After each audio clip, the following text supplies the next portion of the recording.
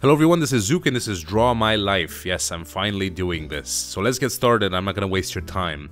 I was born in 1986 in Bucharest, Romania. This was communist Romania, mind you, 3 years before the regime ended.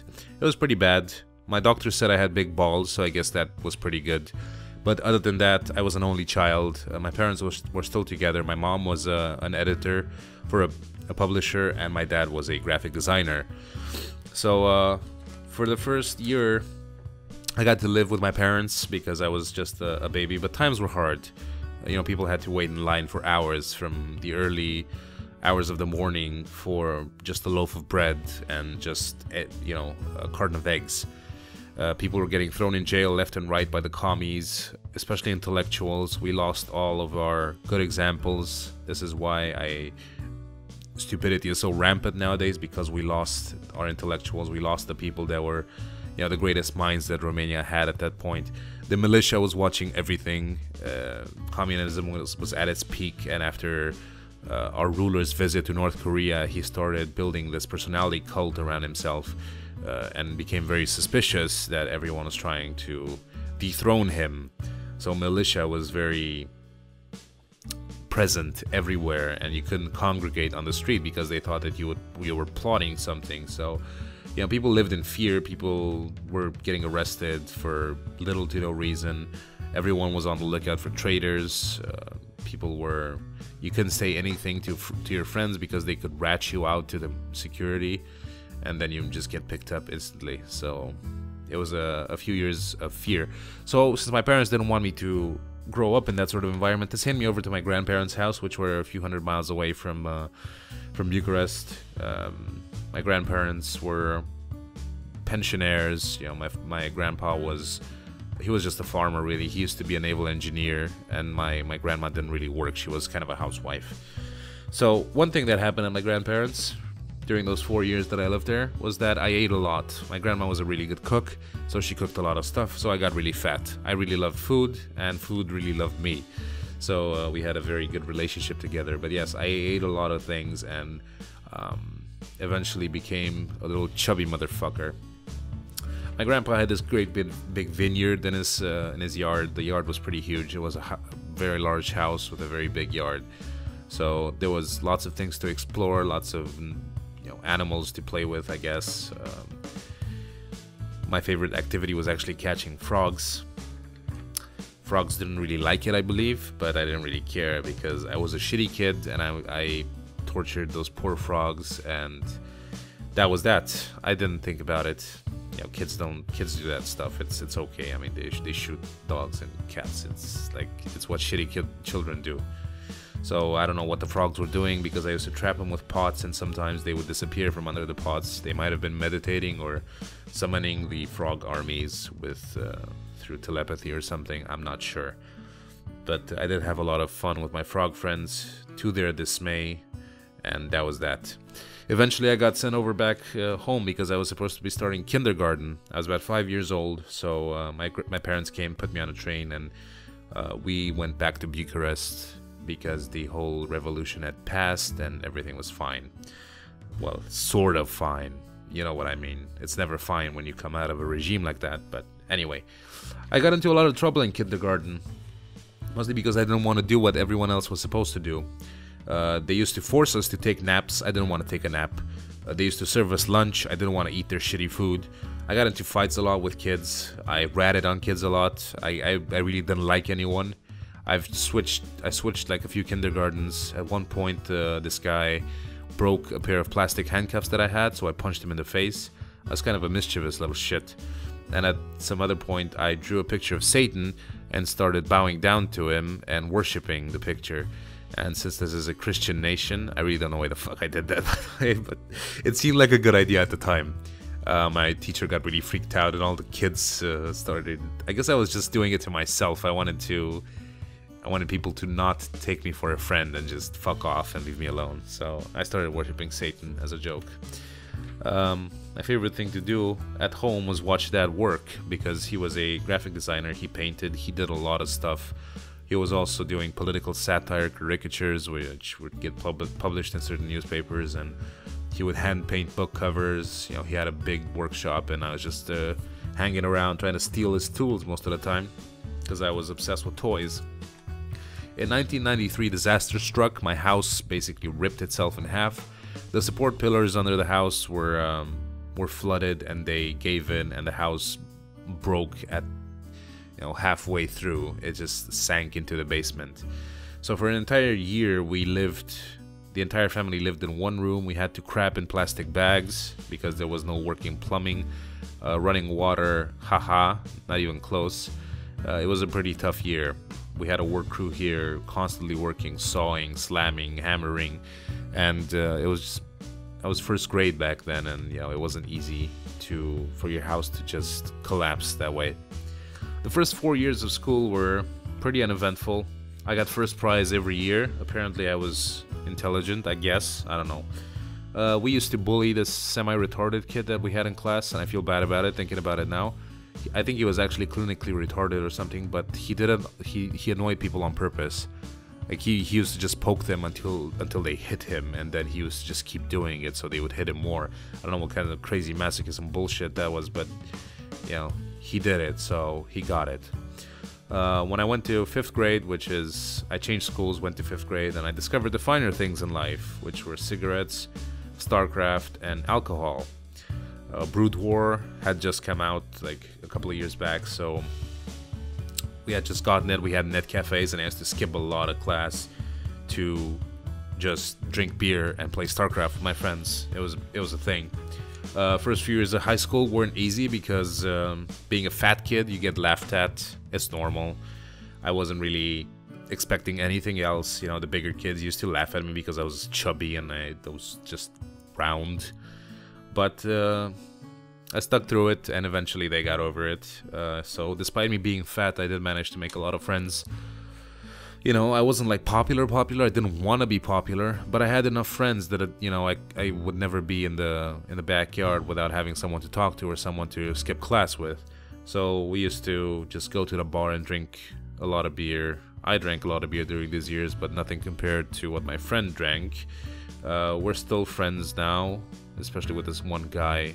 12 years later, we still go out once a week or so, and I don't speak to any of my other friends that I made in high school. We made all these plans to hang out after high school was over, and that didn't happen. At that point, I hadn't had a girlfriend yet, and I was pretty stressed out, so eventually I met this girl. She was pretty hot, actually, and we hooked up. I stole her from this other guy. We were chilling out, just the dudes, and her boyfriend said something to me about her, how he wanted to fuck her at a party and drug her or something. So I told her that. She broke up with him, hooked up with me. I was feeling pretty lucky because a lot of guys were after her. She was kind of hot, so I was like, wow, I can do this. It's okay. I'm not hideous. Eventually I dumped her because she was kind of stupid and she used to laugh a lot at nothing.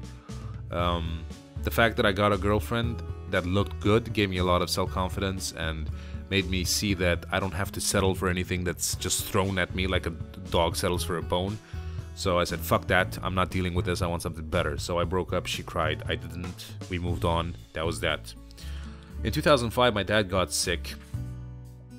It was a brain tumor. He got brain surgery. The doctors misdiagnosed it initially. They thought it was a blood clot. He slowly started to lose his ability to walk, his ability to talk. Eventually he became a vegetable, and for an entire year my mom was sleeping on the floors in hospitals just looking after my dad. I was studying for my finals. I finished high school in 2005. So I was in full swing there, studying and getting ready for the finals. So I didn't have time to deal with the family drama, unfortunately. I helped my mom as much as I could, but it was just too much going on. Like, he came home, he went back to the hospital. She was just getting worse and worse. The brain surgery did nothing to ease his condition. And eventually, at the end of March 2006, he died at home. We were both here. We watched him go. We buried him, and it was just me and my mom left, and it was pretty difficult because he was the only one handling the family business, which was graphic design for a lot of companies that he had managed to get his clients. So I had to take over with not a lot of previous knowledge in graphic design, but I was forced to take over the family business, and we made it work. Actually, we made it work better than he did. You know, I I came up with a lot of new, fresh stuff that he wasn't really into, and a lot of the companies liked it, and we made a lot of money for a couple of years. In shortly after his death, I discovered World of Warcraft. It was my escape to get away from the sadness that this event caused. And it took up 4 years of my life intensively. All I did was play World of Warcraft. I never went out anymore. I just didn't want to deal with people. In the game, I met this girl that was from Sweden. She was pretty amazingly hot, I gotta say. We became really good friends, and I'll get into the story later of what happened.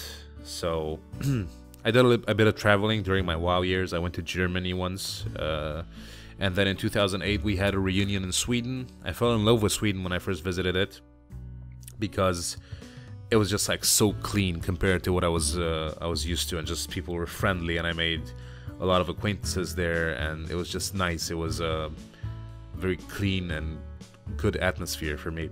I was especially shocked at how fit the people were. You know, they were, even the old guys were ripped. Like, Sweden has a lot of a fitness culture, nothing like what's here nowadays. And people don't eat like a lot of junk food.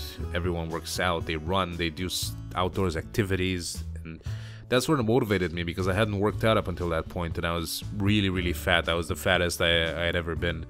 Weighed like, I don't know, like 380 pounds or something crazy. So I started working out intensively. I worked out for 3 years, 2 of which were spent on rigorous, religious almost workouts, 4 times a week, 1.5 hours to 2 hours every time. I lost 150 pounds of fat, and I put on I don't know how many tens of pounds of muscle in that period. I was looking pretty well and feeling amazing. You can imagine the 150 pounds is like 3 bags of cement in America, average size. So I went from being fat to being pretty good looking and pretty fit. So in 2008 we had the Sweden reunion, and this girl that I talked about was pretty attracted to me. I was attracted to her. She got drunk, we locked ourselves in a room, started making out and stuff, and we didn't get to the part that I was wanting to get to because we got interrupted. But yeah, she went back home, and we continued this affair online. Her boyfriend was kind of a prick to her, according to her. And so she was supposed to leave him, I was supposed to go to Sweden, we were supposed to be together, etc, etc, grand plans. Eventually, he found out about us, because they always do. He forbid her to talk to me. He wrote some pretty mean and disgusting things to me. So the only thing that I thought about doing was flying back to Sweden and discussing this with him face to face. I was gonna put an end to this in person. I didn't know if I was gonna fight him. I wanted to fight him. He had no idea I was coming. But I went there, grabbed a friend, we took the train for 3 hours, arrived at his house, found his address, and he freaked out, called the cops.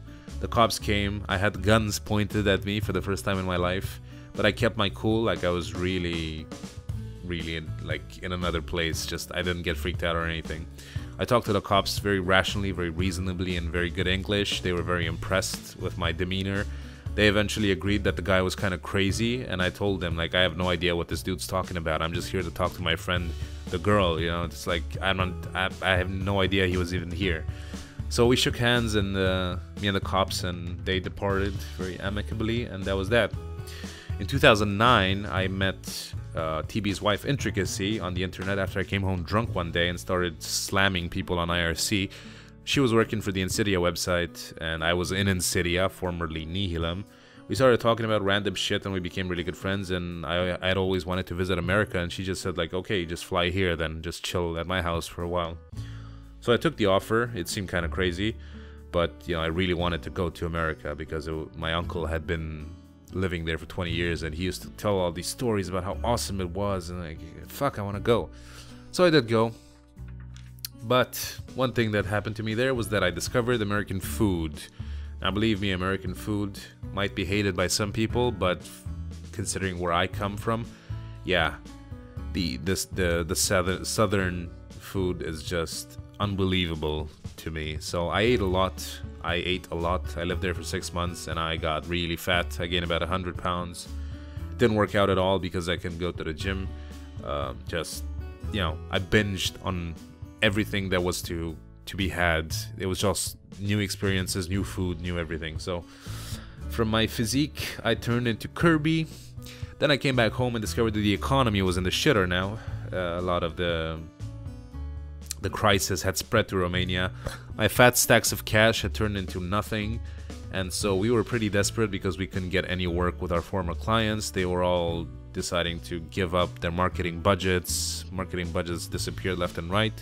And we were pretty stressed about it. So the only solution that I thought of was to go to Sweden with looking for my fortune, because I thought that if I love Sweden so much, then it's gonna have to work out. But it didn't. During that entire time, I slept on the floor in an empty apartment with my laptop. I applied to hundreds of jobs, never got one. Eventually, I ended up working as a dishwasher in a shitty restaurant. The guy was just abusing immigrants, and he wasn't sure if he was gonna hire me. He was just keeping me on trial period and all this stupid crap. So I cracked a joke about him on a vlog of mine on my channel, and I said, like, if this guy doesn't hire me, I'm gonna punch him in the face. And he actually found that fucking video, that one video in which I said that. He found it and he fired me. So I took all my shit. I went home 2 months later. 2 months in Sweden I spent with very little money, and I signed up to cooking school, which I graduated from in July.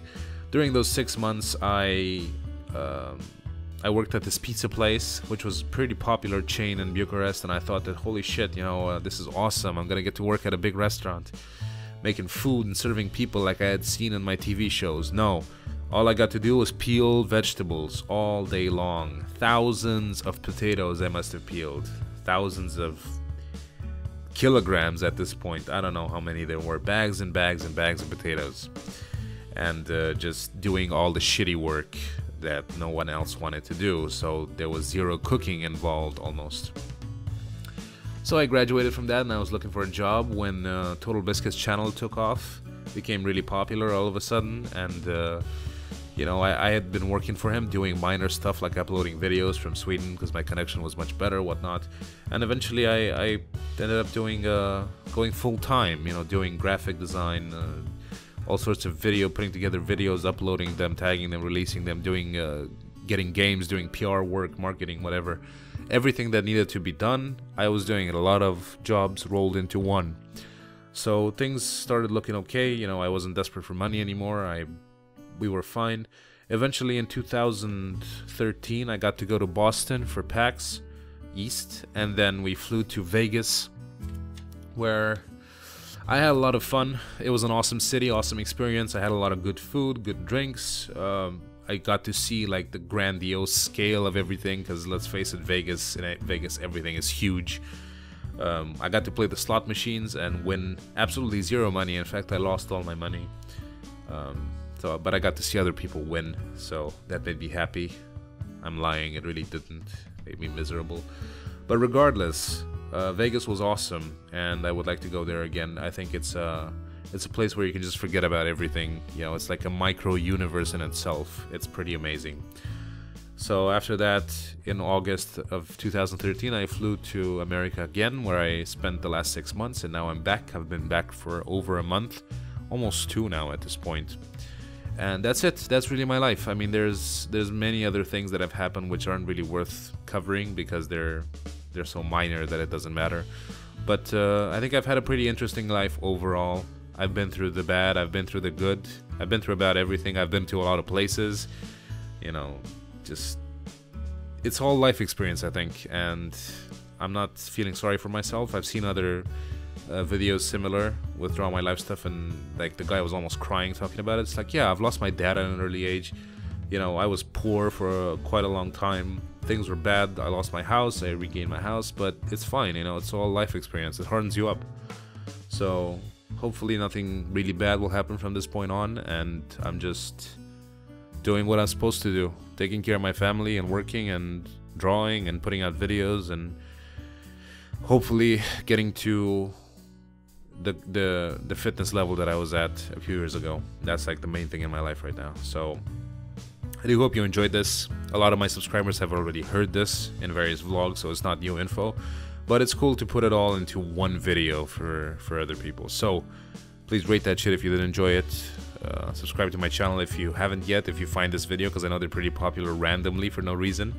But yeah, just check out all my stuff and see if you dig it, and if you do, click the button. So thanks for watching, and I'll see you guys next time. Bye bye.